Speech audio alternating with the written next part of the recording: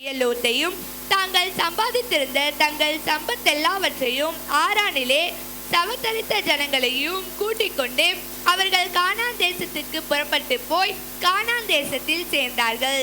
ஆபிராம் அந்த தேசத்தில் சுற்றி திரிந்து சீகேம் என்னும் இடத்துக்கு சமீபமான மோரே என்னும் சமபூமி மட்டும் வந்தான். அக்காலத்திலே கானானியர் அத்தேசத்தில் இருந்தார்கள். சரி, இப்போ நாம் ஏன் என்னடா அது எதையும் சொல்கிற எதையும் பேசுகிறாரு அப்படின்னு யோசிக்காதீங்க.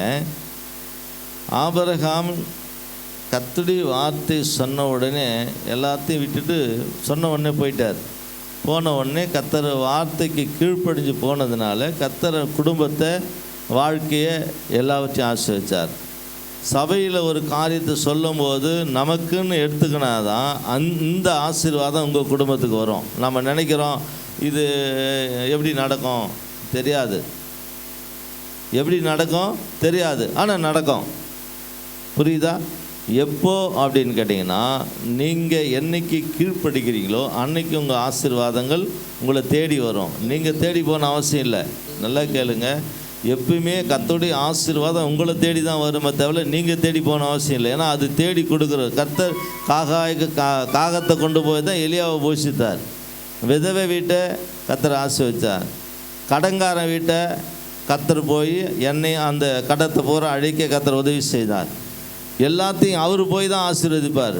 நீங்கள் இப்போ தேடி போய் ஆசீர்வதிக்க தேவையில்லை. அப்போ அதனால் சபையில் வருகிற விசுவாசிகள், வருகிற குடும்பங்கள் கர்த்தருடைய வார்த்தை எதை சொன்னாலும் எனக்காக சொல்ல, சபைக்காக சொல்கிறேன், எனக்காக செய்ய தேவையில்லை. கர்த்தருடைய ஊழியம் கர்த்தருடைய ஊழியத்துக்காக நீங்கள் செய்யும்போது அது கர்த்தர் பார்க்க வானத்து பல கனிகளை திறந்து இடங்கொள்ளாத மட்டும் போக மட்டும் தருவார். அப்போ இந்த முதல் சொன்ன உடனே இந்த முதல் மாதம், இந்த முதல் மாதம் முழுசும் இந்த குடும்பம் இந்த வாய் போட்டாங்க, இது சேர்லாம் போட்டாங்க, அந்த குடும்பத்தை கர்த்தர். இந்த மாதத்துக்கு அப்புறம் அடுத்த மாதம் யார் நீங்கள் செய்ய போகிறீங்கன்றத நீங்கள் இது ஜெபம் பண்ணி முடித்த உடனே நீங்கள் யாருன்னு சொல்லி கை தூக்குங்க. உங்களுடைய பேர் நோட்டு புத்தகத்தில் எடுத்துடலாம். சரிங்களா? சரி, கண்களை மூடுவோம். இந்த குடும்பத்துக்காக நாம் ஜெபிப்போம். எங்களை அதிகமாக நேசிக்கிற நல்ல பிதாவே, இந்த நாளுக்காய் கர்த்தாவே, அன்பு கர்த்தாவுடைய மகன் முரளிக்காய், காஞ்சனாக்காய் கர்த்தாவே, சேஷமத்த சந்தோஷ்காய் கர்த்தாவே, கனிமொழிக்காய் செபிக்கிற இந்த குடும்பத்தை நாங்கள் திருச்சபையை ஆசீர்வதிக்கிறோம். தொடர்ந்து இந்த குடும்பம் திருச்சபைக்கு மாத்திரமல்ல உலகத்துக்கும் சாட்சியாக வாழ உதவி செய்யுங்க.